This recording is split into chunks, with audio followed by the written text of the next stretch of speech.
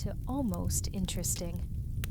A quiet place for curious minds and calm stories to help you rest.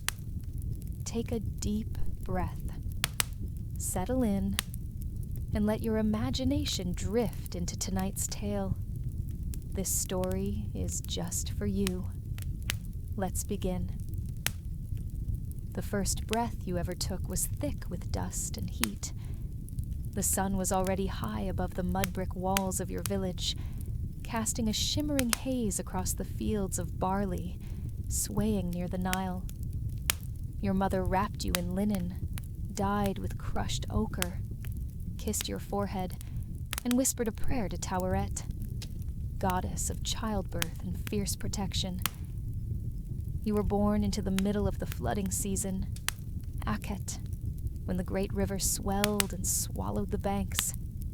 The elders took it as a good omen. The Nile gave life, and it could just as easily take it away. Survival here wasn't a right. It was a daily negotiation with gods, land, and rulers you'd never meet. Your home was little more than a single room of mud brick, with a reed roof patched too many times. There was no privacy, only the constant hum of flies and voices, the scent of wet earth, smoke, and crushed herbs hung in the air, clinging to everything like dew. You grew up with your brothers and sisters sleeping side by side, heads beneath woven mats to keep the mosquitoes off. Nights were short and sticky, days long, hot, and endless. Your father was a field worker, not a slave, though in practice, the difference was often only in name. He owed grain to the temple, taxes to the officials, and muscle to the overseer, who passed by twice a week. Your mother baked flatbread on a cracked clay hearth and tended a garden scraped out from the river's edge. She taught you how to grind flour between stones, how to tell when the onions were ready, and how to kneel low when the priest passed by. Your gods were everywhere, in the chirping of frogs, in the rising mist on the Nile, in the scarabs you flicked away from your feet. You learned their names before you learned to speak clearly. Osiris, Horus, Thoth. Each had their stories, most terrifying. They taught you to respect the dead, to fear chaos, and to never let your heart grow heavy with sin. As you aged, your duties grew with you. At 5, you gathered kindling.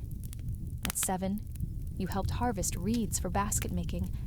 At 10, you worked the fields. There were no birthdays, no holidays beyond the great festivals, and those were reserved for the wealthy. Your joys were simple: sweet dates, cool water from the clay jar, the shade of an acacia tree. Once, a man came to your village with a scroll. He was a scribe, dressed in linen robes and smelling of ink and old air. He sat cross-legged and told stories of the pharaoh's palace, of pyramids taller than any hill, of boats that sailed beyond the edge of the world. You listened, wide-eyed, though you couldn't read. Only scribes could read, and scribes came from money, from temples, from somewhere else. You weren't angry. You didn't yet know what you were missing. When the Nile failed to flood one year, you learned what hunger truly felt like. The ground cracked open. Livestock died.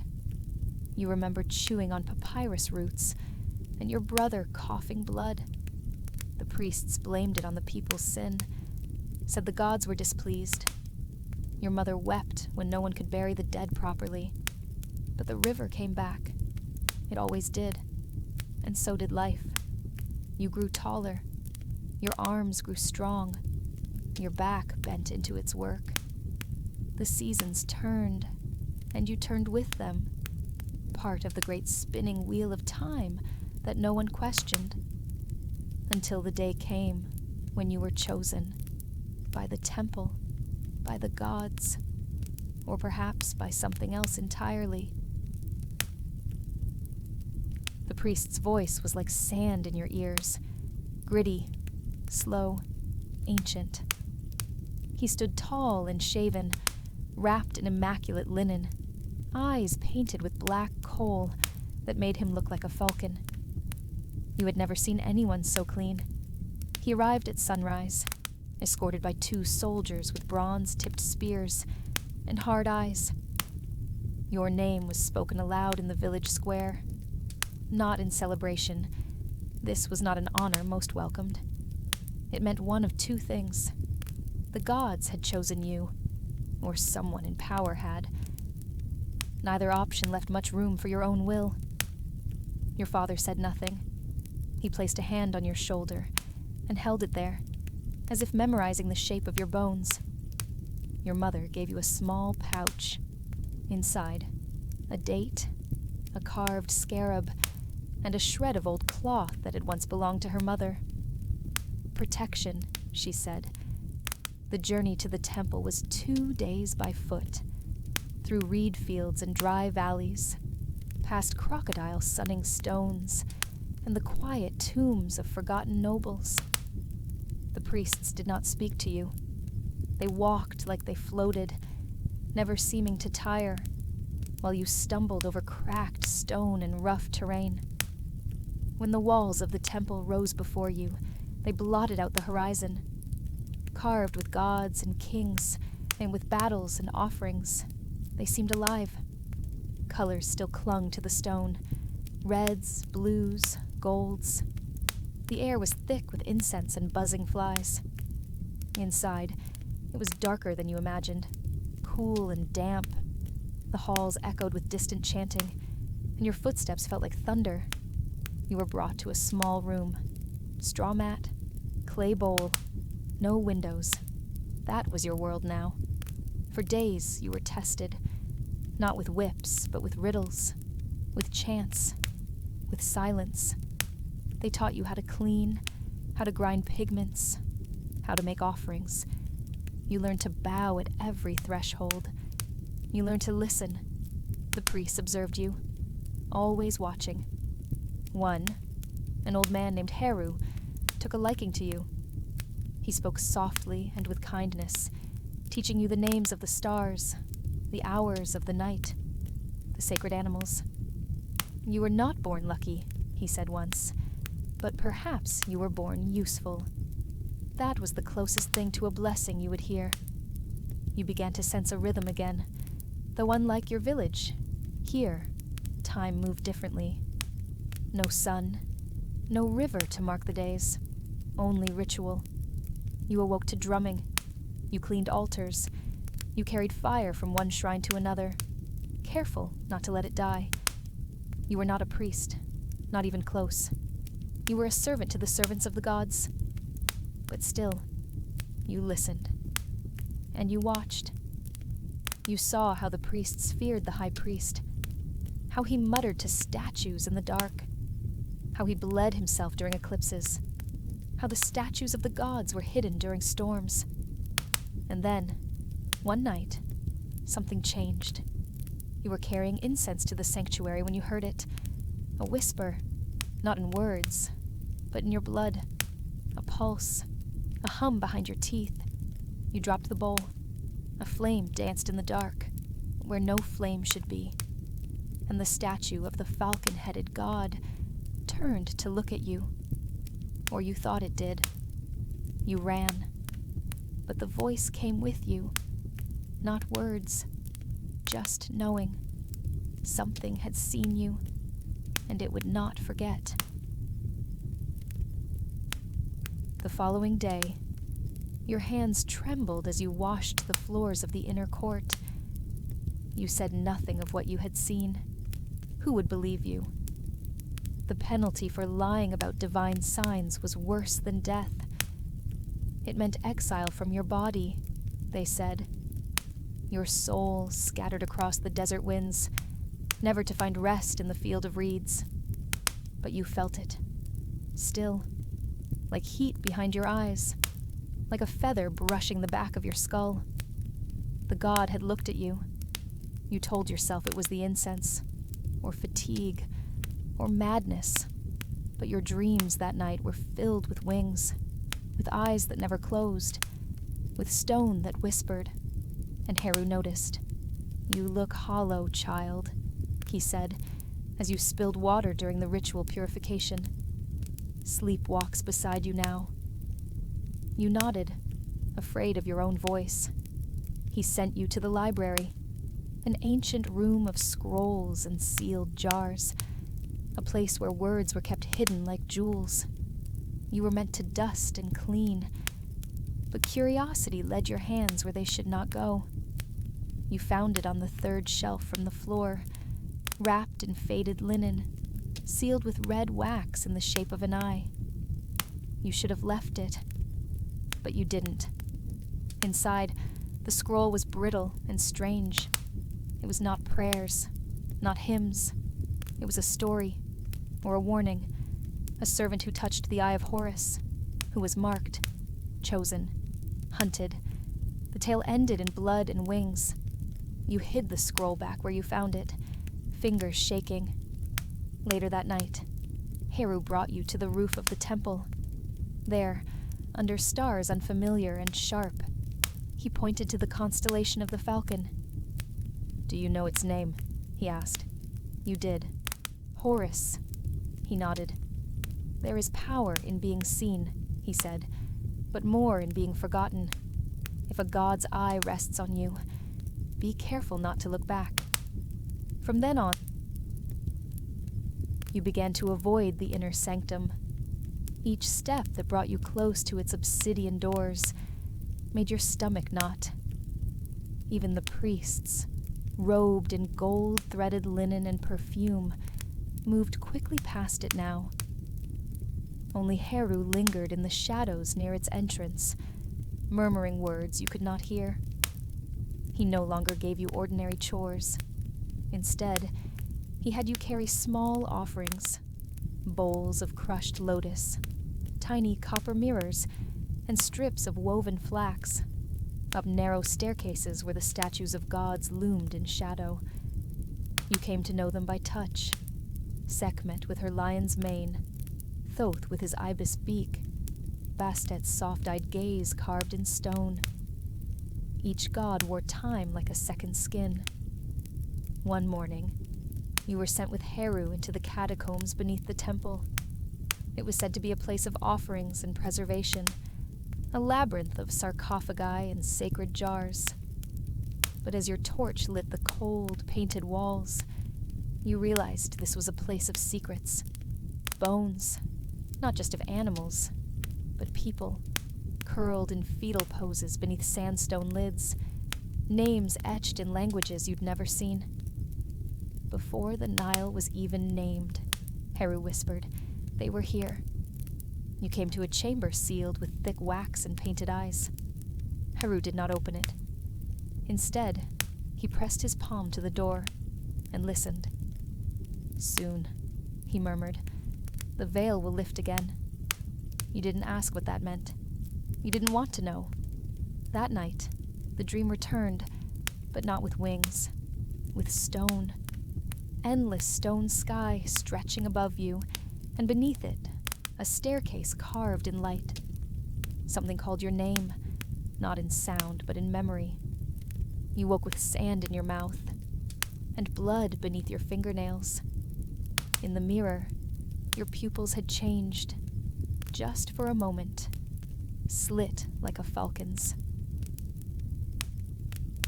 The high priest, Nebamen, returned to the temple grounds at dusk. His arrival silent, but like a wave rolling through the walls. Even the acolytes who cleaned the outer altars walked with their heads lower. You had only seen him once before, from a distance, in a procession where he had carried a jackal-headed staff and wore a headdress sewn with lapis. Now, he stood in the Hall of Echoes and stared directly at you. Heru spoke with him in low tones that made your spine feel tight.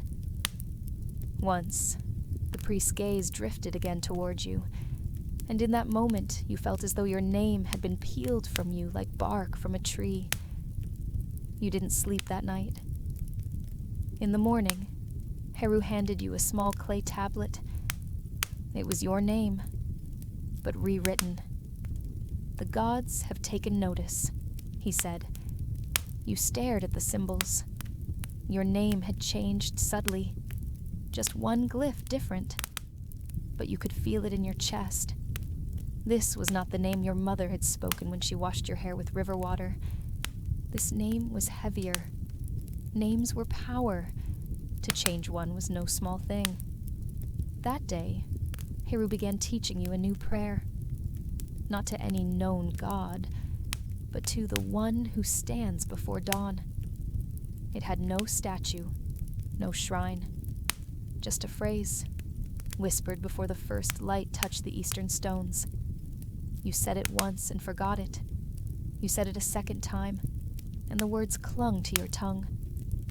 The third time, you dreamed of a hallway with no end, and a voice behind you whispering your changed name. You did not look back. When the decree was issued that the sun would be veiled, you thought it metaphor. A ritual, perhaps, where fires would be lit in shadowed halls, and prayers lifted to cleanse the path of Ra. But no, they meant it literally. The priests covered the courtyard's obelisks in black linen. Statues were draped in gauze and tar. The great solar disk, etched in the main temple's floor, was scrubbed with crushed onyx until no trace of gold remained. Even the children were kept indoors. Only initiates and servants of the inner path were permitted outside. You were one of them. Heru explained that the festival was older than the kingdom itself, from the time when gods still warred among the stars. Once, he whispered, the sun refused to rise for 7 days. This is how we remind it to return. The temple grew colder, darker, as if light had never lived there. Flames bent strangely, sounds echoed too long, and the walls began to breathe. It started on the 3rd day. You had gone to the lower courtyard to refill the ceremonial oil when you saw a figure sitting by the empty lotus basin. It wore linen like the other acolytes, but its back was too straight, its stillness too perfect. You approached slowly. The figure turned.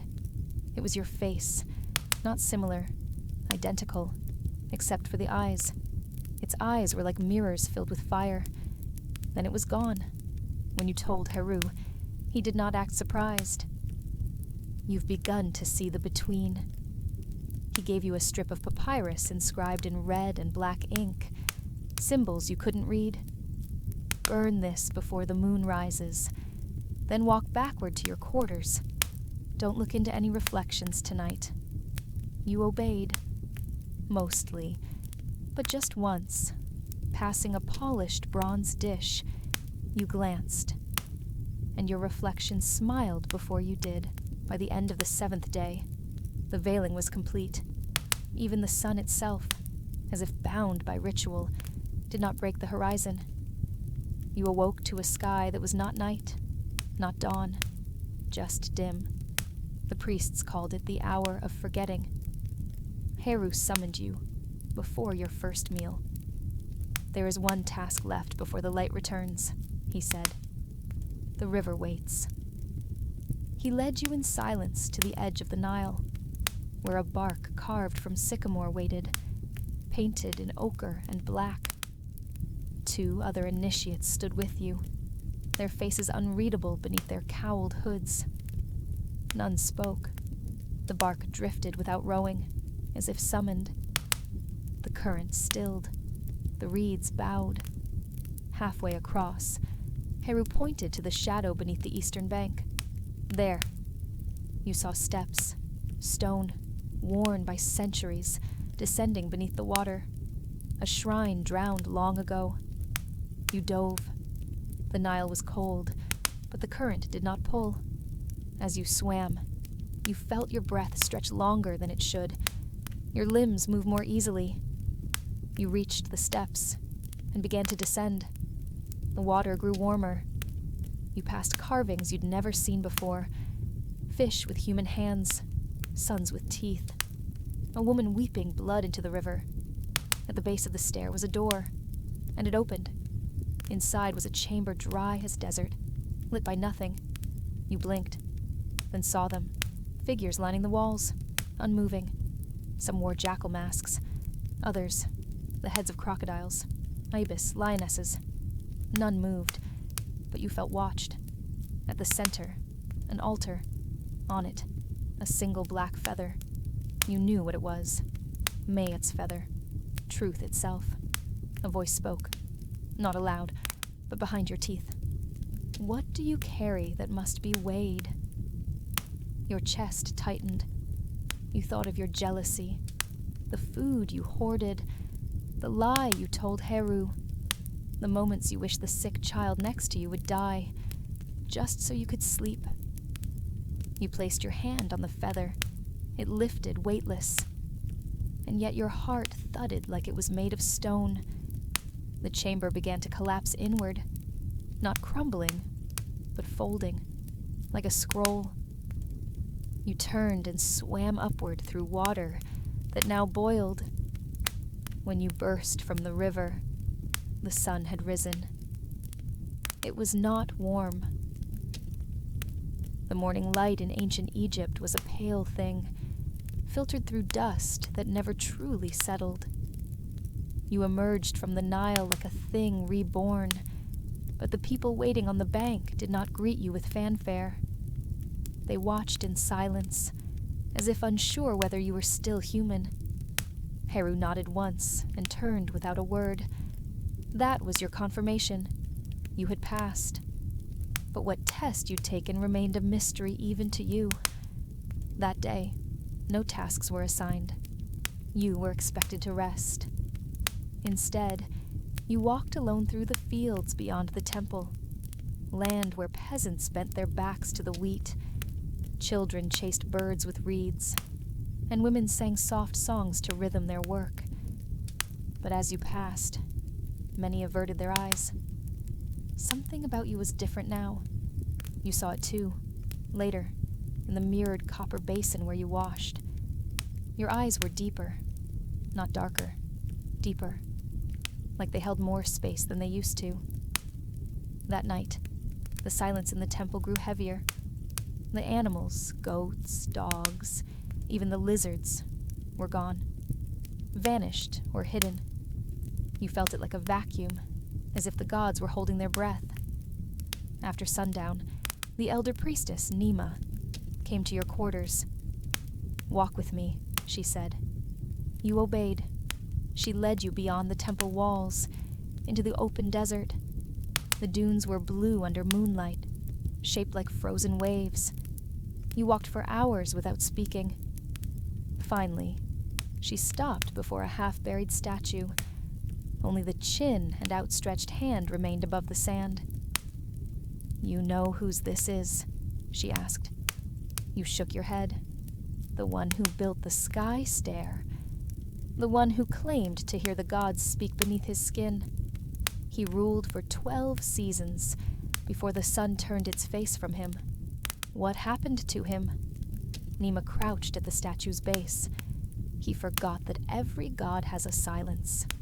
Even Rashi drew a line in the sand. Sometimes the divine speaks only through absence. The wind began to rise. Grains of sand pricked your face. You thought you heard a low hum beneath the air, like a voice wrapped in linen. You returned to the temple with her just before dawn. As you reached the threshold, you turned. The statue was gone, buried again. Or had it ever been there? You were awakened before the sun. A boy barely old enough to speak nudged your shoulder and handed you a folded cloth, sealed with wax. He said nothing and disappeared into the corridors. You broke the seal with your thumbnail. Inside was a piece of linen covered in careful hieratic script, not a summons, a warning. When the stars turn, read the stones beneath your feet. Heru's handwriting. You knew it by the sharp angles of his Ka symbols. That day passed under a veil. Tasks were given to distract. Gather papyrus, scrub the stone floors of the antechamber, assist in measuring the sacred ibis eggs. But the air buzzed with tension. In the late afternoon, Nima called you to the temple archive. It was a sacred place few initiates ever entered, and the scent of myrrh was thick in the air. You stood before a vast wall, covered in carved cartouches, each bearing the name of a ruler long returned to dust. These are not just kings, she said softly. Each one believed himself divine. She handed you a brush and a bowl of chalk paste. You will clean the name of Userkare. Do not touch the others. You nodded, confused but obedient. As you worked, the grooves in the stone seemed to warm beneath your fingers. The symbols blurred, and you blinked fast to clear your eyes. That's when you saw it. Beneath the name Userkare, a second cartouche hidden in the shallower etching. Worn, unfinished. It wasn't a king's name. It was yours. You stepped back, breath catching. Why is my name here? Nima did not look up from her scroll. Some destinies are carved long before the soul arrives. But I... She raised a hand, silencing you. You must not speak of it. Not yet. That night, the stars shifted.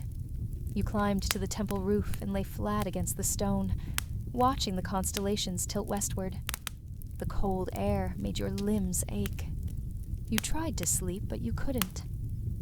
And just before dawn, a voice whispered, not in your ear, but inside your bones. Begin below. The tombs are not tombs. You opened your eyes. The stars were gone. The next morning, you made your way to the necropolis under the guise of gathering ceremonial oils. The guards let you pass, uninterested in the errands of temple youths. Beyond the gates lay the Valley of Silence, a slope of sun-bleached stone and shadowed doorways, tombs carved into the rock, like mouths half open in warning. You had passed this place before, always in daylight, always accompanied. But today, you walked alone. The air tasted of dust and old breath. You remembered the whisper, begin below. You passed tomb after tomb, each one sealed with painted curses or rows of clay figurines meant to serve the dead. And then you saw it. One tomb without seal or mark, partially collapsed at the entrance, a dark wound in the stone. You crouched low and crawled inside. The air inside was colder than outside, unnaturally so. Your torch sputtered, shadows licking the walls. The walls bore no inscriptions, but as you ventured deeper, the corridor opened into a chamber.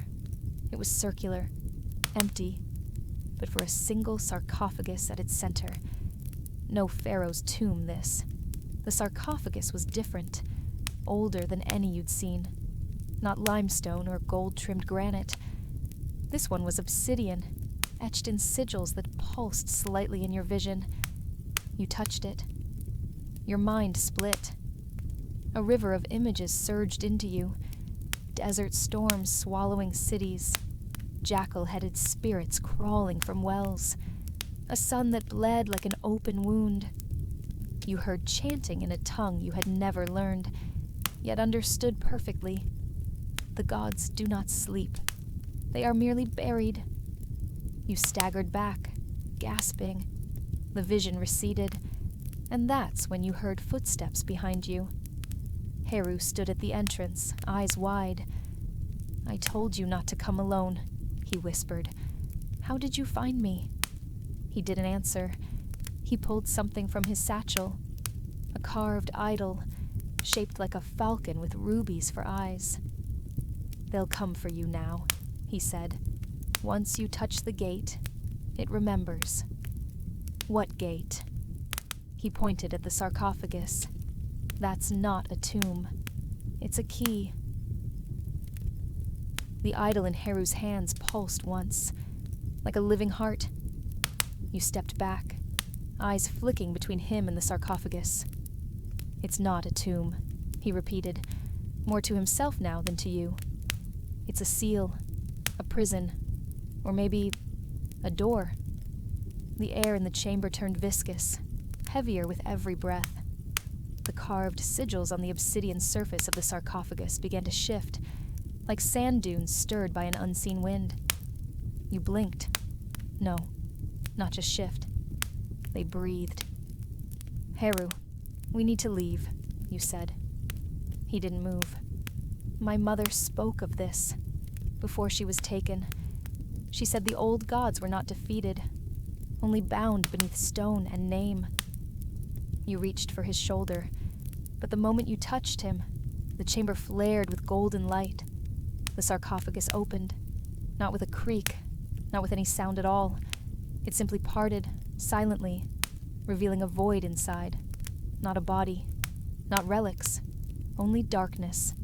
And from it, a single whisper. You heard us. You and Heru stumbled back as the darkness poured out, not as smoke, but as a shape. Tall, indistinct, and wrong. Its outline didn't hold steady. It shimmered between forms. A jackal, a man, a snake, a flickering scarab. It looked at you without eyes, and then it vanished. Heru collapsed. You dragged him outside into the light of the necropolis. He came to slowly, blinking against the sun. We have to close it, he said. We don't know how. He nodded grimly. But someone does. That night, you returned to the temple. The high priest was waiting. I know what you've done, he said. You didn't answer. You didn't need to. The old gods were buried for a reason, he said, voice heavy with ancient anger. They demanded too much. They remembered too much. What was that thing? A messenger, the priest replied, and a warning. Heru was taken away after that, silently, without ritual or explanation. You weren't allowed to speak to him. But that night, as you sat alone near the sacred basin, you found the falcon idol. It had been left beside you. A message. You hid it beneath your robe, because now you knew. The gods of Egypt were not myth. They were waiting. The days that followed were filled with a silence deeper than mourning. Heru had vanished, not just removed, but erased. His name was never spoken again in the House of Records. His bedroll was gone. His scrolls burned. You tried to ask questions. You were met with stone faces, hushed tones, and veiled warnings.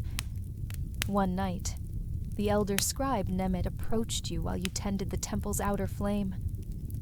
You were with the boy at the necropolis, he said. You straightened. Yes. He looked around before crouching beside you. Then I must show you something, but you must understand. What you saw was not an accident. It was a path. A path. The word felt heavy. Nemet led you beyond the temple, beneath the old garden where no papyrus grew.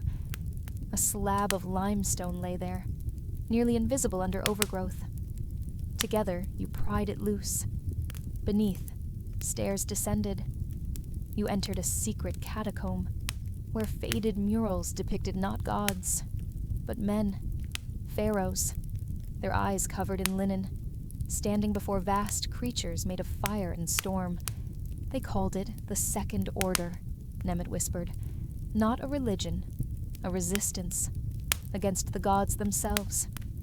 You stared at the drawings. The same falcon idol was there, held aloft, glowing in the hands of a priest-king. They feared knowledge, Nemet continued. The more men understood them, the weaker they became. So they demanded faith, not memory. What do you want from me? I want you to remember. He gave you a scroll, crumbling, written in a hand so old it resembled no language you'd seen. but you recognized the symbol on the wax seal, the same shape that had glowed from the falcon's eye.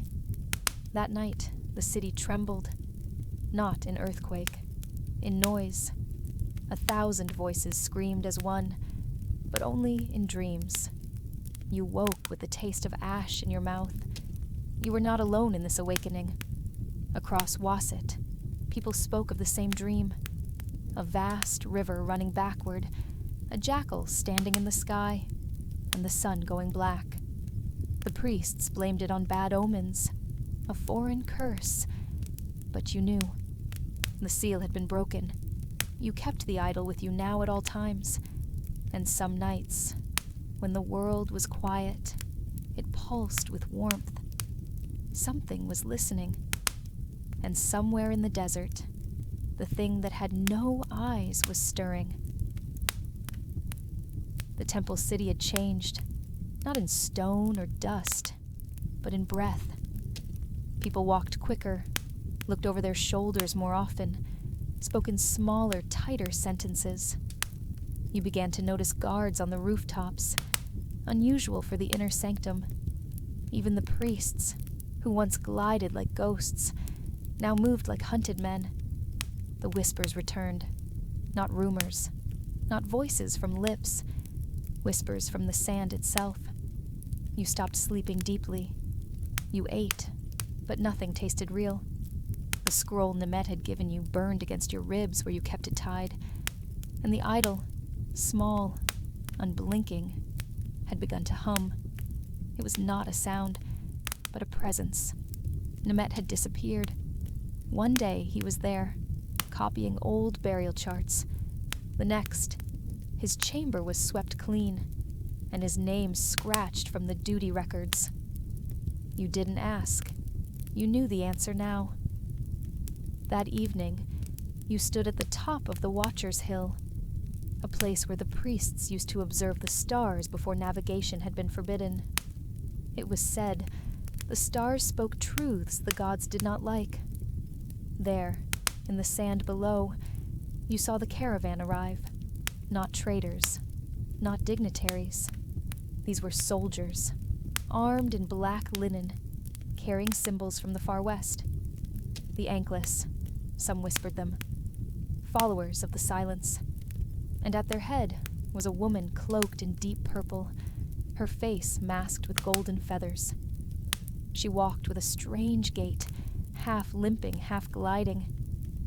But her eyes, visible only in flickers, were sharper than any blade. She was here for the idol. You felt it react in your palm, almost squirming like a living thing.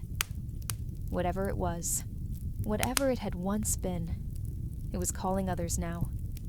That night, a second dream came. This one louder. You stood in the middle of the great Nile, but the water was red, and the current pulled not toward the sea, but toward a jagged black temple rising from the riverbed. You were not alone. Thousands of figures stood behind you, eyes hollow, arms outstretched. Their mouths did not move, but their thoughts filled your skull. Return it. You awoke choking. The next morning you tried to visit the temple archives. A sealed gate met you, guarded by masked men who were not from Wasset. The vaults are under protection, one said coldly. Protection from whom? That evening, you made a decision. You would flee, not from fear, but to protect the scroll and the idol from whatever war was coming, because war was coming. It was already here, in silence, in nightmares, in forgotten tombs. You packed what you could, just enough water, a blade, and the memory of Heru. As the sun dipped low, casting long shadows over the stone streets of Wasset, you passed the mural of Osiris near the northern gate. His face was chipped away, erased. You understood. Even gods could die, and someone out there was making sure they did. The desert welcomed you as an old friend might, with silence and warning. The first night beyond the city walls was spent curled in the curve of a half-buried ruin. remnants of a forgotten way station. The stars, your only fire. You clutched the wrapped idol beneath your robe and watched the slow arc of the moon as it tilted like a blade overhead.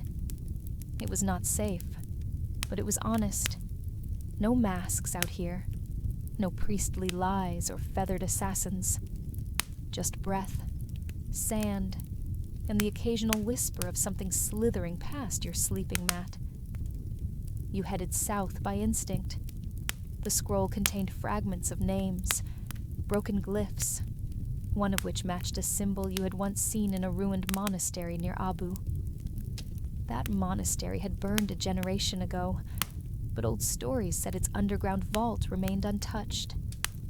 3 days passed. You drank sparingly, spoke to no one. When a caravan of salt merchants appeared on the horizon, you hid among boulders and watched their red banners drift like torn sails. You no longer trusted anyone who walked the road. On the 4th night, you reached the Nile.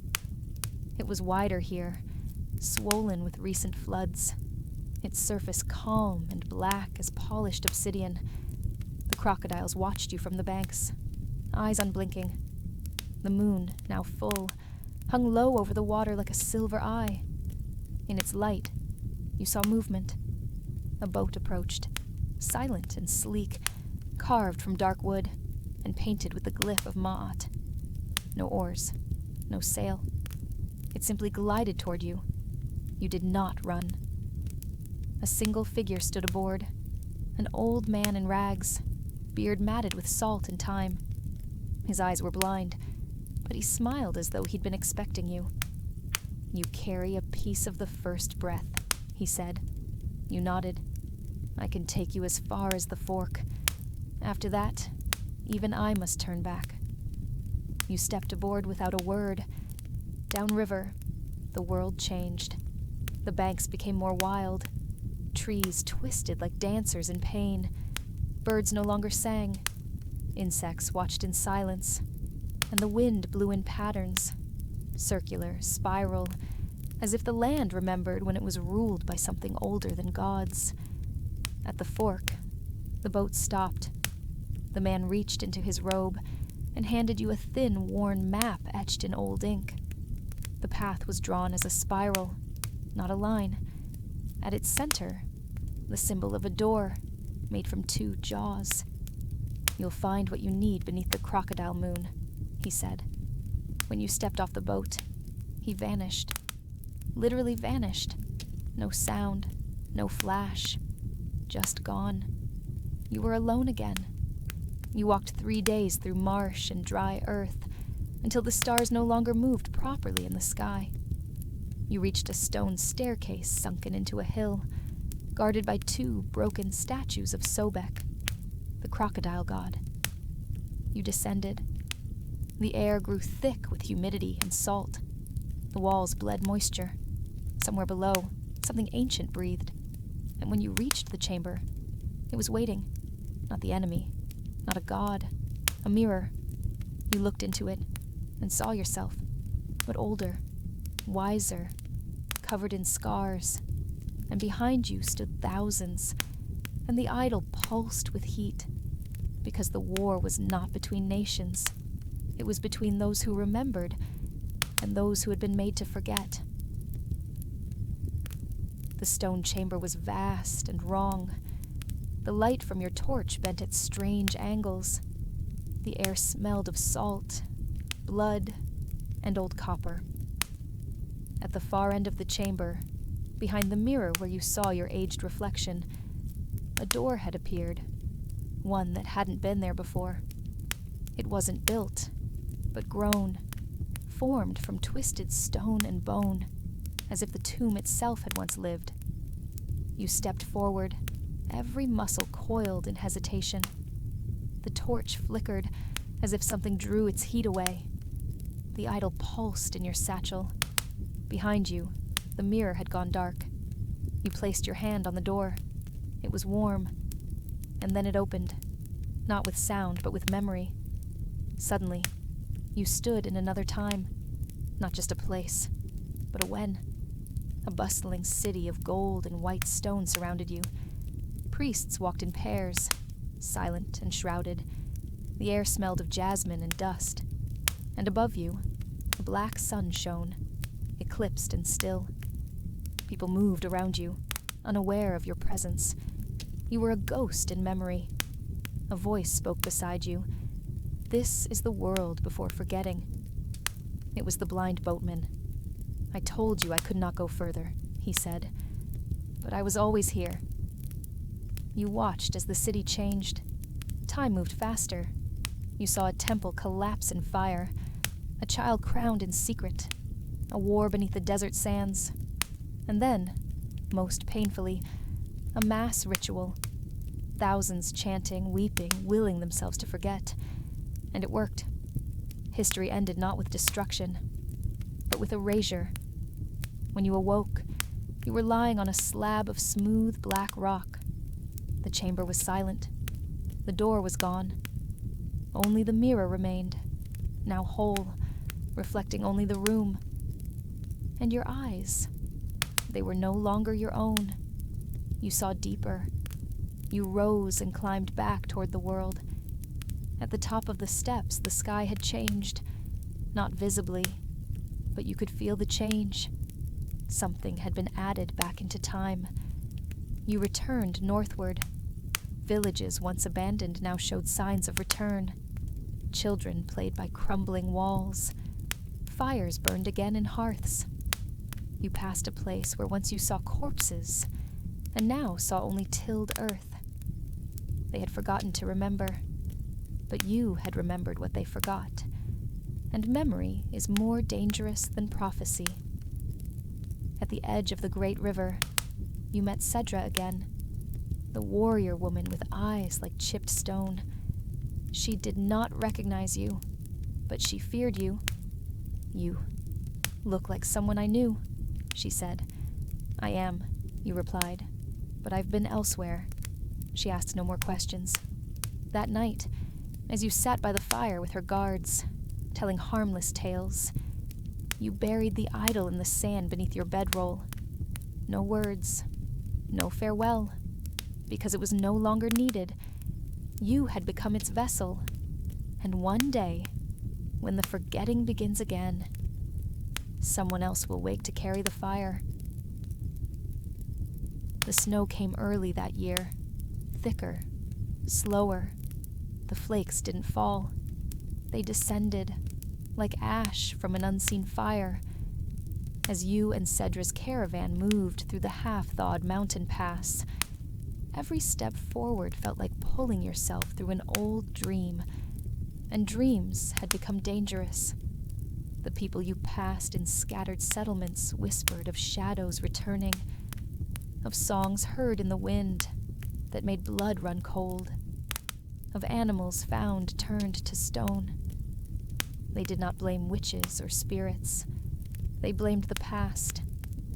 Something's waking, said a man outside his smokehouse.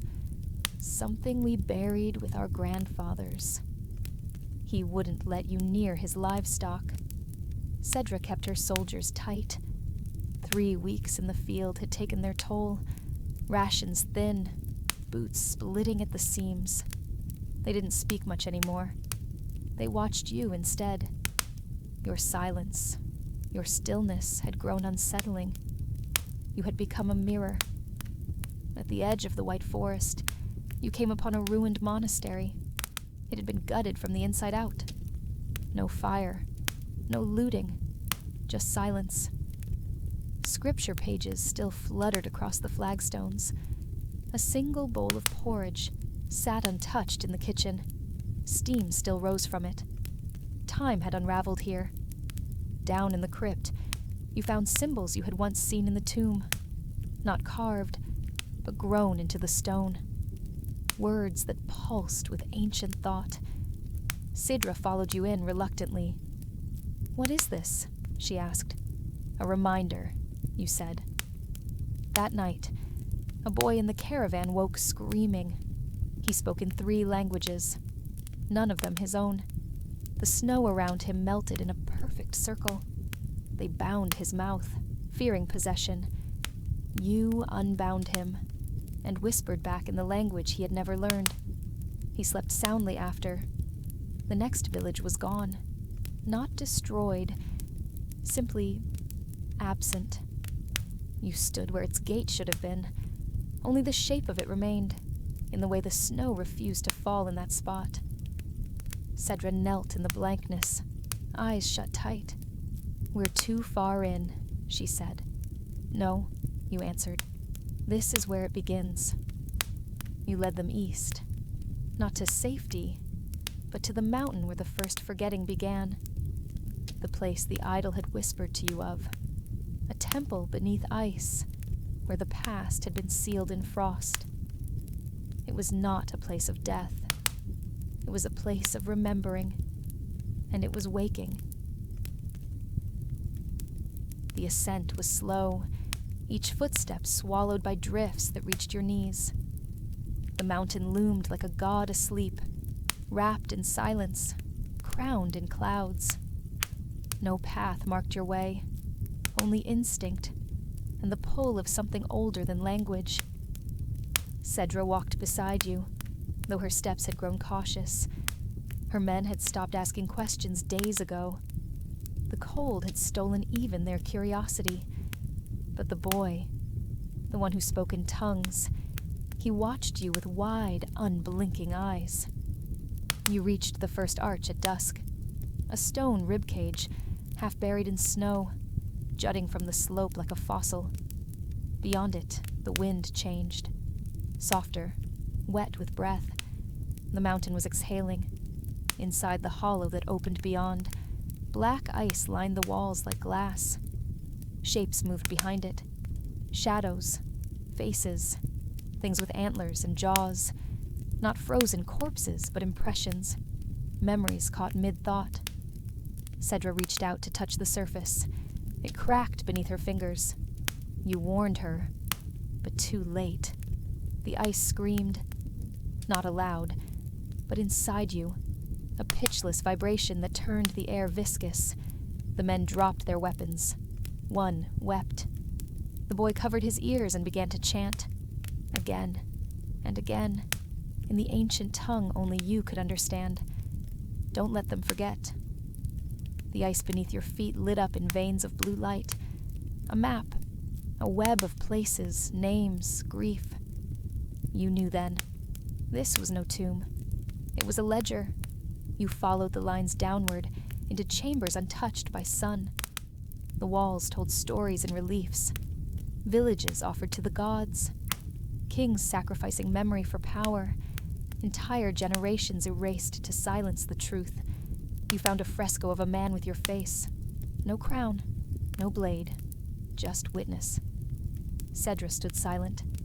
"I've seen this place," she said, "in dreams, when I was a child." You both understood what that meant. This wasn't the first time, and if you failed, it wouldn't be the last. The boy led you to the altar, not of stone, but of thought. You placed your hand upon it, and for one moment, you remembered everything. The wars, the bargains, the woman with raven eyes who taught you to speak fire, the night you chose to forget, the pact to break time's cycle, the truth of the world, sealed away so people could live in peace, blind and safe. But the seal was weakening, and the forgotten things were angry. "Behind you," Cedra whispered. "So, what now?" You turned. "Now, you teach them how to remember."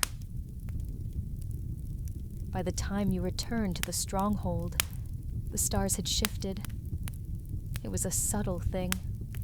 Their angles slightly wrong, their light colder, as though the heavens themselves had forgotten the old arrangement. You felt it deep in your bones, like an echo of something vast stirring from slumber. The boy did not speak again.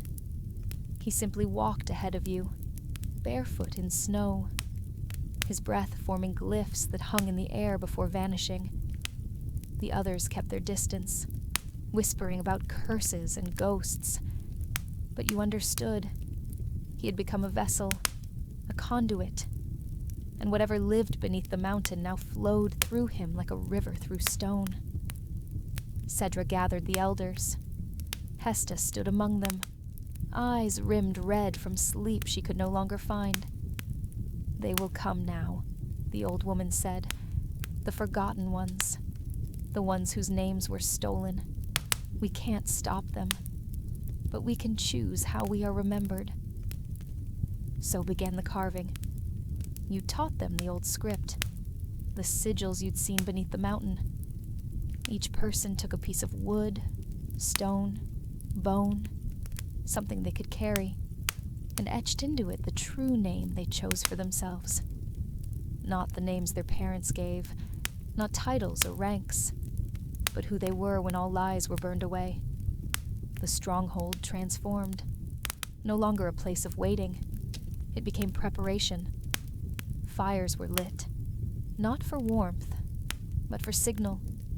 Songs were sung that hadn't been heard in centuries. The boy stood on the chapel roof at dawn and wept without sound as the sun turned red. No one asked him why, because they knew. One night, a shape came through the gates. Not a man, not a beast, something in between, cloaked in feathers and snow, with a mask of polished black wood. It stood silent as you approached, and then spoke in your voice. "Do you remember what you gave us?" You nodded. "I do."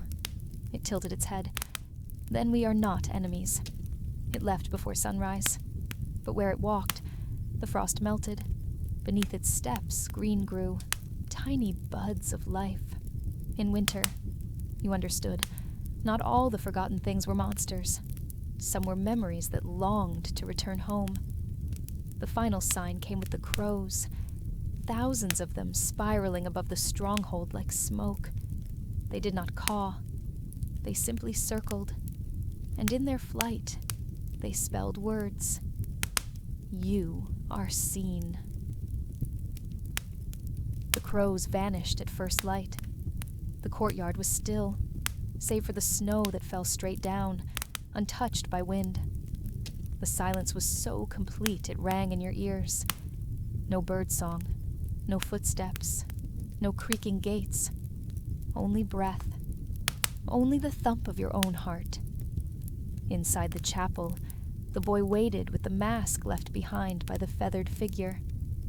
He held it like a mirror and stared into the polished blackness. You knelt beside him, unsure of what you were meant to say, but you knew you had to say something. "Are they coming?" you asked. He blinked once, then nodded. "They never left," he said. "They just forgot the way back." Hesta declared the time had come to open the vault. Beneath the stronghold, beyond the oldest cellar, was a door no one had touched in 3 lifetimes.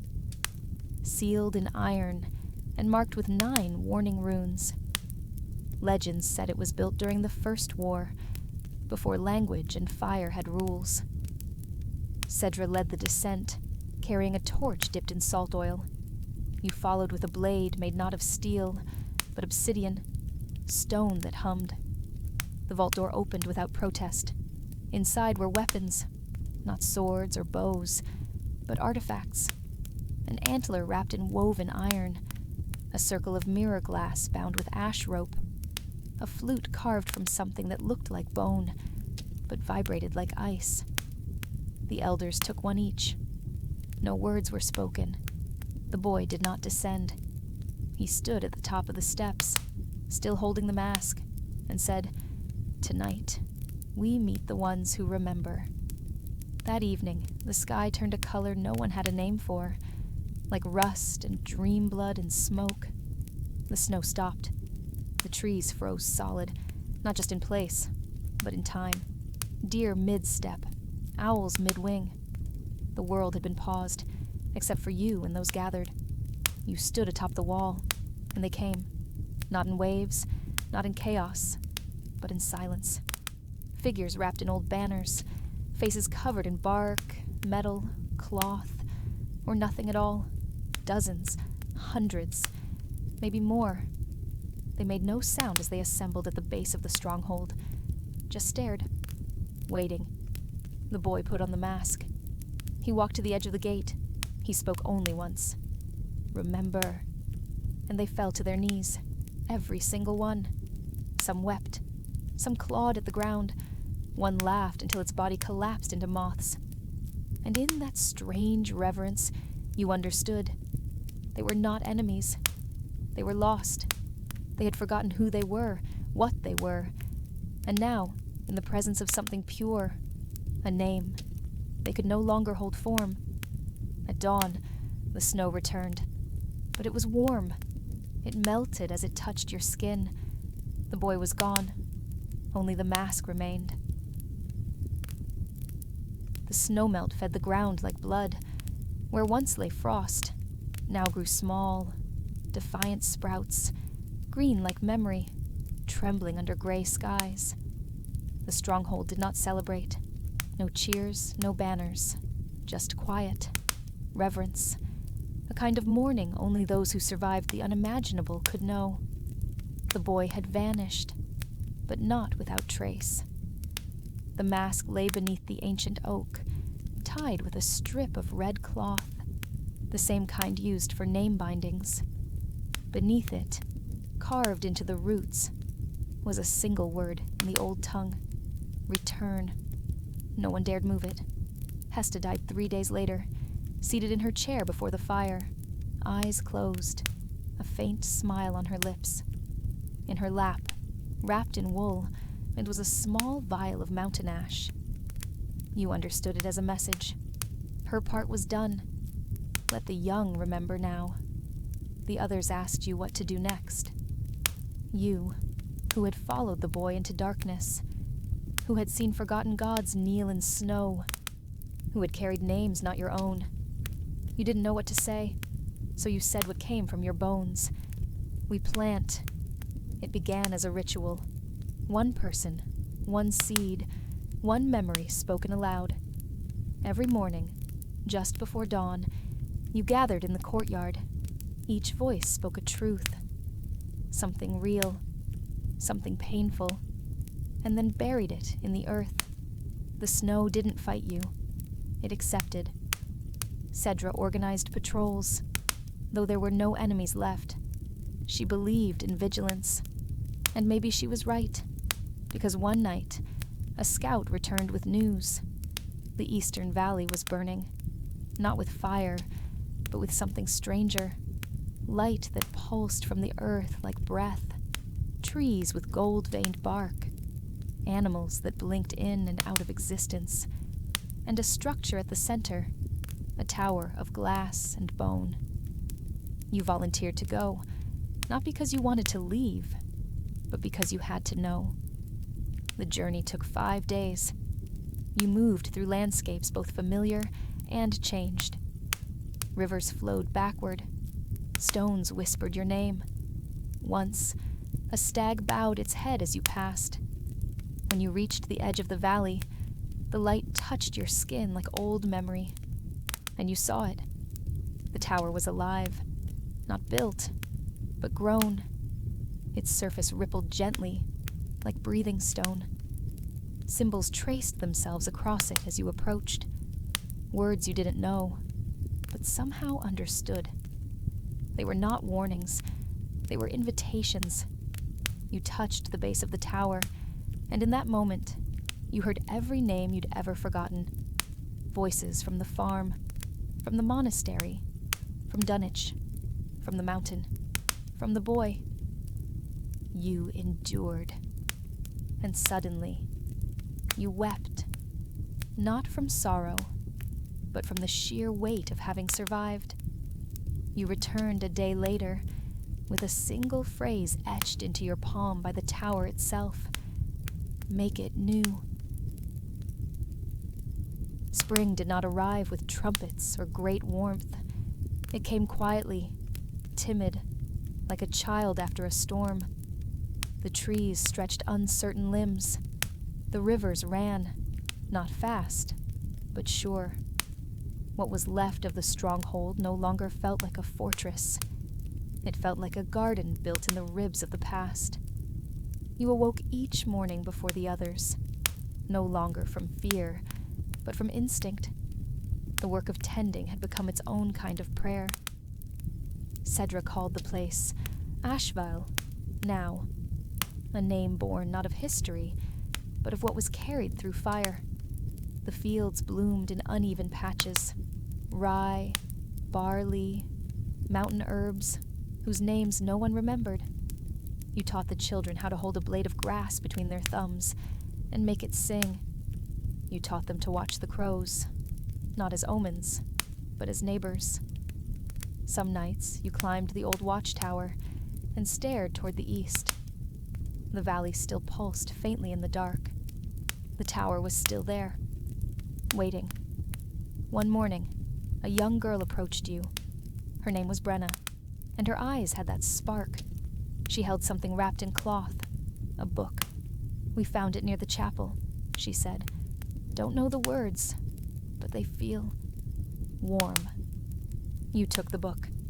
Its leather cover was weathered beyond age. The text inside was in a language lost to the world, but the ink shimmered faintly, like frost. You didn't need to read it. You understood what it was. A seed of the old world, gifted to the new. That night, by firelight, you gathered everyone and told the story again. Of the long winter, of the silence that followed, of what was endured and what was lost. But most of all, what was found. Not in fire or prophecy, but in each other. You pointed to the stars, now clear after so many months of cloud.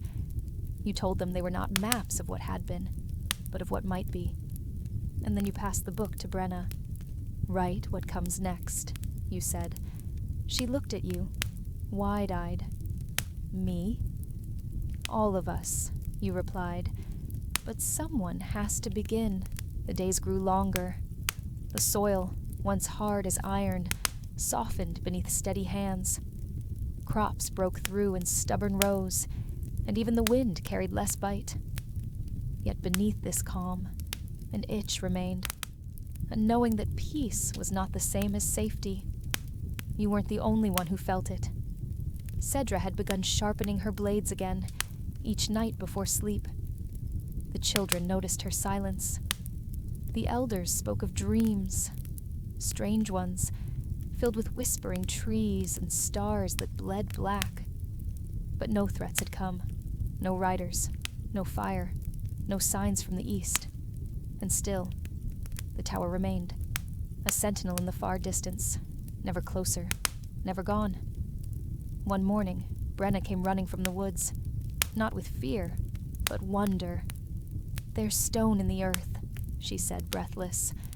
"Something buried, deep, covered in roots." You followed her past the old wall, down where the wildflowers grew too tall. She knelt beside a dip in the ground and pulled back ivy to reveal a curve of carved rock. It wasn't natural. You touched it, warm, though no sun reached here. A shape emerged, spirals, old markings. You remembered a story told by Hesta before she passed, of vaults left by those who walked before names. She called them root cities, where memory was buried to outlive flame. The people gathered. With care, you dug. The dirt gave way slowly, like a breath being held for centuries. What emerged was a dome of smooth stone, partly cracked, partly whole. A door of iron covered in rust and bone-white lichen. No one dared force it. Instead, you built a small shrine beside it, left offerings of grain and cloth and song. Let the stone sleep a little longer. But you started dreaming of it at night. In your dreams, the door opened not with sound, but with silence. And the thing inside was not a monster. It was a voice, your own, calling you to remember what you'd never known. The nights turned thick with meaning. People began waking with memories that weren't theirs. A boy remembered a city of glass. An old man muttered in a tongue no one knew, eyes open, staring past the walls. A mother claimed she heard her unborn daughter speaking from the future. They all dreamt of the same place, a stairwell beneath the dome. It was decided, by no one in particular, that the door would be opened. You led the descent. Cedra was at your side, her torch steady in the stale air. Behind you came Brenna, fearless and silent. The stair wound down like a spine. The walls were covered in carvings, not crude symbols but lines, maps of thought. Music scored in stone, memories pressed into geometry. At the bottom was a hall of pillars, 100 of them, holding nothing but dust and the scent of metal. In the center stood a basin.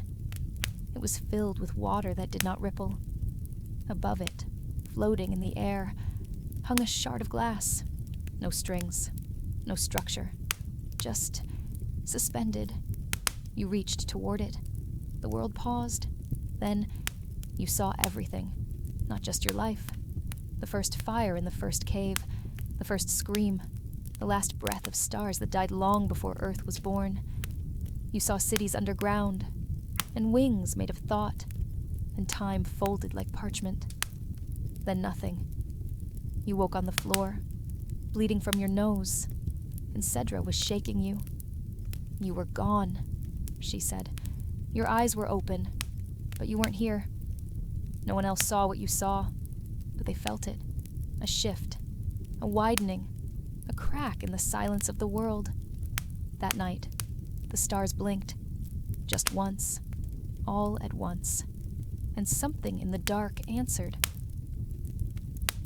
It began with the light, not sunrise. This was no celestial warmth creeping over the hills, but a pulse, cold and colorless, a flicker that seemed to come from under the earth, from the bones of the world itself. It passed through stone and skin, through thought. For a moment, it lit every shadow in the stronghold like lightning caught between breaths. You weren't the only one who felt it. The children screamed in unison. The ravens in the tower dropped dead where they perched, and the snow outside turned to ash for a heartbeat before falling again like nothing had changed. But everything had. Cedra ordered the stronghold sealed. No one in or out. Patrols doubled. Fires were kept burning round the clock, not for warmth, but for light. People began praying again, even those who never had before. Then the whispering started. Not voices, not exactly, more like pressure in the head, like thoughts that weren't yours nudging at the edge of awareness. Come below. We are the warmth in the cold. Memory is hunger. Let us in. Hesta was the first to break. She walked out into the snow without her boots, her eyes wide and unfocused, muttering about her daughter, who had died 20 winters ago. Her body was found at dawn, curled at the base of the ancient oak, her skin frost-bitten, and her mouth full of earth. You knew then what the basin had done. It hadn't just shown you something. It had opened a path, a door, and something had seen through from the other side. A presence. Not a god, not a demon. Something older than language, than time. It didn't want to destroy. It wanted to be remembered.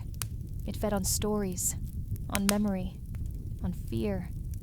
It wanted to live through others, through their grief, their pain, their firelight confessions. And the stronghold was full of those. You and Cedra met in secret beneath the chapel. There, you devised a plan. Not to fight it, but to understand it. You would go back beneath the dome. You would confront the shard again, and this time, you would not turn away. Because if you didn't, the hunger would only grow. And soon, it wouldn't knock. It would come in. The descent began before dawn. Cedra handed you a blade wrapped in cloth, etched with old runes no one could read anymore.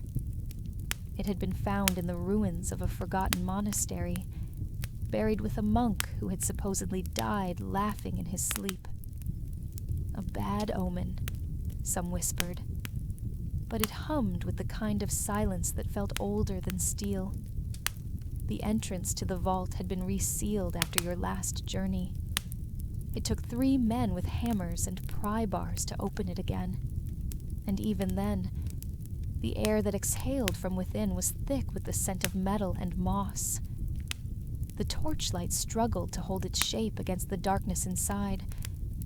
It was as if the shadows moved with purpose. You went alone. The others waited above, guarding the passage like priests at a tomb. Cedra watched you descend without a word, her jaw clenched. You wondered if she believed you would return. The tunnel walls shimmered again. That same strange stone, not quite carved, not quite natural. The deeper you walked, the more your thoughts unraveled. Memory no longer obeyed. You remembered your father's voice, but it came in your mother's dialect. You saw flashes of a dog that had never been yours. You remembered dying, though you hadn't. The basin awaited, still full of black water, still glowing faintly from within, like fireflies trapped in pitch. But now something else stood beside it. A figure, not a man, nor woman, not even a shape you could fix your eyes on. It shifted, as if its form was built of memory and suggestion, and it spoke without sound. You returned. You remember. You are open. You asked what it wanted, why it came, why now. The answers were not words. They were feelings, cold summers, forgotten lullabies, the terror of waking with no name. It showed you cities swallowed by dust, lives never mourned, stories that had no one left to tell them. We are what is lost. We seek vessels, to be told again, to live through you. It offered something then, not death, not possession, a pact. If you let it in, you would gain what it knew. You would become a keeper of all things forgotten. The histories erased, the griefs buried, the names spoken only once. But the cost would be your own story. You would live on, yes, but not as yourself. Do you accept the pact, or do you reject it and try to seal the vault forever? Your choice decides the fate of the stronghold, and perhaps the world. You hesitated, not out of fear, but because something inside you shifted, pulled taut between the thread of your memories and the weight of all the others pressing in, waiting to be remembered. You thought of the chapel roof you helped mend, the names tied to the courtyard tree, the boy you once were, running barefoot in summer dust. You thought of Cedra, her eyes steel but weary, and of Hesta's murmured prayers to the old gods when no one was listening. And you said, I accept. The vault did not shake. The shadows did not scream. There was only stillness. Then the figure, if it could be called that, stepped into you. Or perhaps you stepped into it. There was no pain, only a rushing flood, as though every forgotten song, every buried grief, every lost name was poured into the hollow spaces inside your ribs. The world flared. When you came to, the basin was dry, and you remembered all of it. The fall of the southern cities, the children who sang to stones, the monks who gave their lives to bottle starlight. You remembered a mother's lullaby spoken in 3 tongues, a soldier who died with a letter clenched in his fist. But you no longer knew your own name, not fully. You returned to the stronghold at dusk. Cedra stepped forward, sword half drawn until she saw your face. She did not ask what had changed. She saw it. In the days that followed, you did not sleep. Instead, people came to you.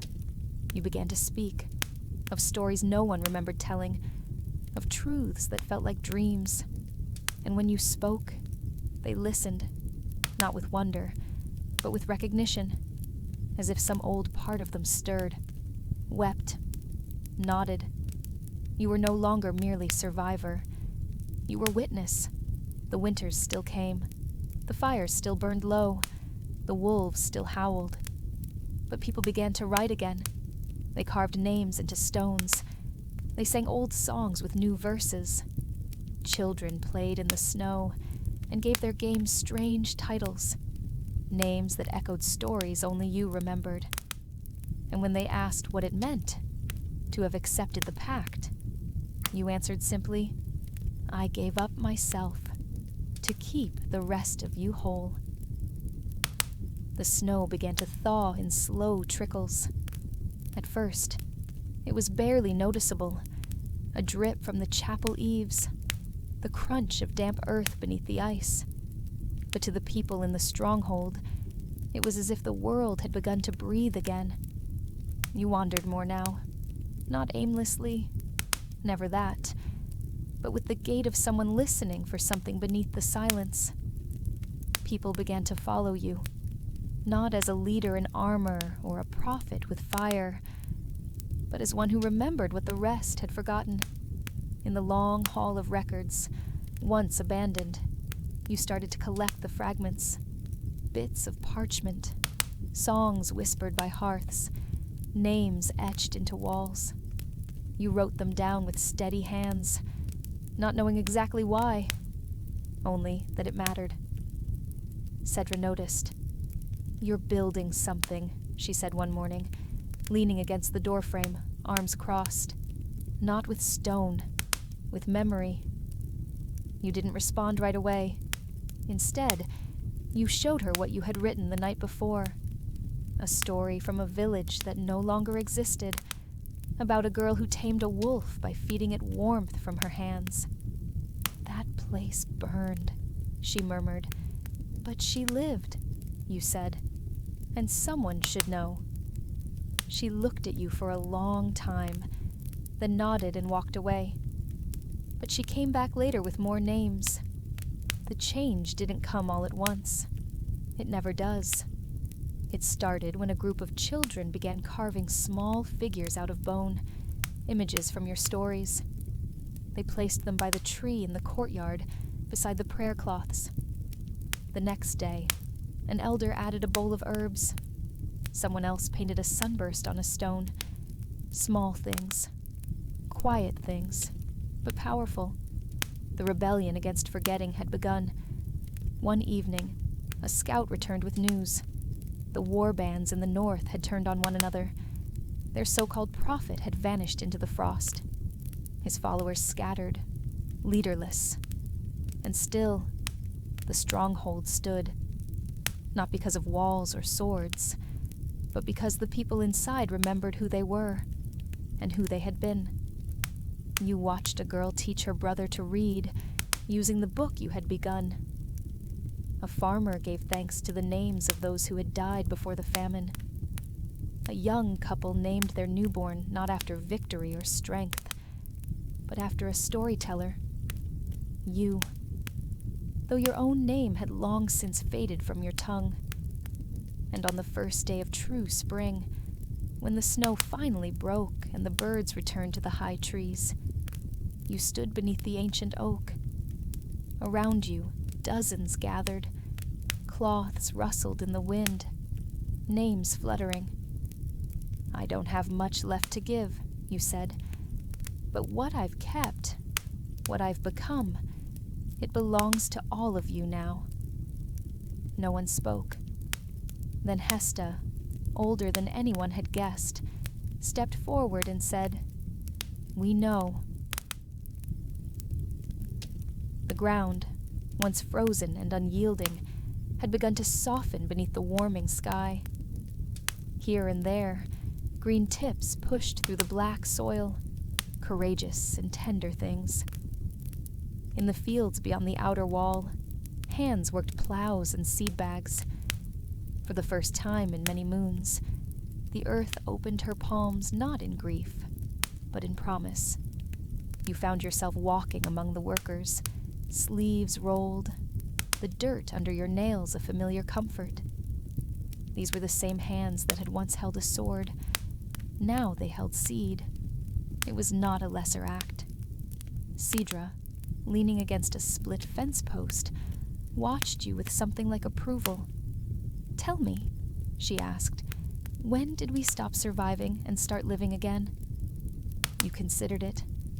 "When they stopped lighting fires just for warmth," you said, "and started lighting them for stories." The stronghold had changed. It no longer felt like a last refuge, but a first home. New dwellings had been raised with stone and timber, sturdier and less desperate than before. The ruined chapel now had a roof again, patched and uneven, but strong. People gathered beneath it not for prayer alone, but to share memory, music, and food. Hesta, once the quietest voice in the corner, had become something of a teacher. She sat with children by candlelight, speaking of the old gods and the new, the signs in the sky, and the things one must never forget. She said this world was made not of days, but of stories, and the people believed her. One morning, while you were mending a broken gate hinge, a stranger approached, cloaked in dark wool, face shadowed by a hood. You stood, cautious. "I heard a name," the figure said, "carried by the wind and the mouths of the lost. I followed it." You asked what name they had followed. "Yours," they said simply. "I don't remember my name anymore," you replied. The stranger stepped forward and placed something in your palm, a strip of cloth, worn and faded, with a name written in careful ink. Your name, pinned once to the old oak, now returned to you. "Others are coming," the stranger said, "from the ruins, from the cold, from the silence. They're looking for the ones who endured." You looked past them toward the road, and indeed, in the distance, figures moved. Some limped, some leaned on staffs, but they came, and the gates of the stronghold opened. By nightfall, the fire in the courtyard blazed brighter than it ever had before. Music, clumsy but joyful, rang from strings and breath and voice. Food was passed hand to hand. Laughter mingled with tears. You sat by the flame and watched it all, not as a hero, not as a leader, just as one of them. And when the stars came out, Hesta stood one last time and said, "Once, we feared the winter. Now we welcome what comes after." And the wind carried her words into the dark. Spring bled fully into summer. The snowmelt filled the rivers, and the world turned green, like it hadn't in years. With every sunrise, the stronghold grew louder, not with screams or alarms, but with hammers, songs, and laughter.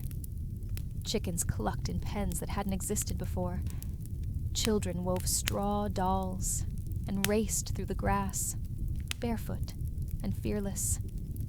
And yet, peace held its own weight. You felt it when you stood alone at the north wall, watching the hills where shadows once danced. The memory of loss lived in your bones. Sometimes you woke expecting ash on the wind, or silence too complete to be natural. But the silence never came. Instead, there were visitors. They arrived in 2s and 3s at first, then in wagonfuls, survivors from other holds, wanderers from collapsed kingdoms. Some brought books, tools, even goats. Others brought only stories of hunger, survival, betrayal, strange lights in the forests, and creatures that had no name. You listened to them all, not as a judge, not even as a leader, just as someone who understood. Cedra watched the growing numbers with narrowed eyes. She didn't trust so easily, not after all she'd seen. But she didn't turn them away. Together, you created new rules, simple ones, bound by fairness and fire. A council formed, A plan was drawn. This wouldn't just be a sanctuary. It would be a seed. One evening, as clouds rolled low and heavy in the west, you stood by the rebuilt chapel. Inside, Hesta laid a hand on a carved stone table, the first of a new hall, one made not for prayer or war, but remembrance. On it were etched the names of the dead, and next to them, space for the names of the living. "You think they'll stay?" you asked her. "They'll stay until they have to leave," she said. "The world doesn't stop spinning, but we can give them something to carry. A story, a reason." When the rain came that night, it was warm and gentle. You walked beneath it with your face to the sky, letting it cleanse old blood from your thoughts. This life you had now, this green season, wasn't the end of suffering, but it was proof that suffering wasn't all there was. In the barn, someone was tuning a lute. In the kitchens, flower dust danced in torchlight. In the courtyard, a girl carved her name into the wooden frame of a new gate. And beneath your breath, you whispered your own name, not to remember who you were, but to welcome who you had become. It began with a stillness, not the silence of dread or death, but something deeper. A breath the world seemed to hold. You felt it before you understood it. One morning, you woke, and no birds sang. The wind did not move the trees. Even the forge fires, which normally hissed and snapped as they were lit, only crackled softly, subdued. The entire stronghold seemed to be waiting for something unseen. Cedra felt it too. She gripped her sword as she might a prayer. "Something's shifted," she muttered, eyes toward the horizon. That evening, a rider came from the southern watchpost. His voice trembled as he spoke. "There's a wall of dust coming, black as night, wider than the valley." The last time you'd heard such a thing, it wasn't dust, it was ash, and yet this was different, slower, hungrier, a storm not of fire, but of the earth itself. You had choices: lock the gates, hide, pretend the storm would pass. Instead, you walked to the edge of the fields with a handful of the council. Children watched from rooftops. Old men held each other's hands. And there it was, a moving wall of dark, not violent but immense. It wasn't the end of the world. It was the weight of it, crawling closer, a force that reminded you, this place you'd built, this peace. It was precious because it was fragile, but not powerless. You ordered the bells to be rung, not in alarm, but in unity. Together, the stronghold worked. Doors were sealed, wells covered, food buried deep in stone shelters. Livestock was brought into the temple hall. Lanterns were hung in the trees, glowing soft like stars fallen to earth. When the wall reached you, it swallowed the sun. The day turned to ink, and in that ink, no one screamed. They sang, a low, trembling hymn, first Hesta, then others, a chant of old words forgotten by kings, held now by farmers and orphans. You joined, voice cracking from dust and disbelief.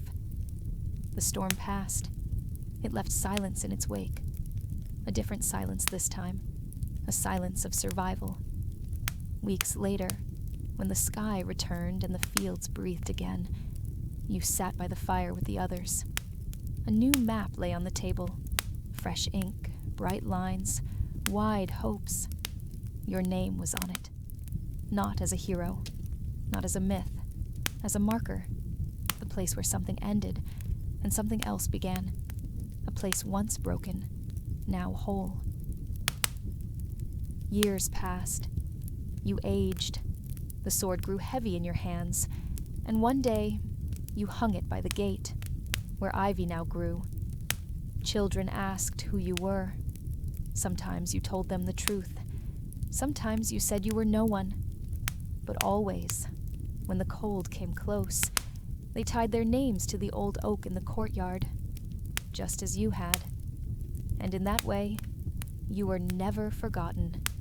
Not in books, not in song, but in the breath of each warm winter that followed,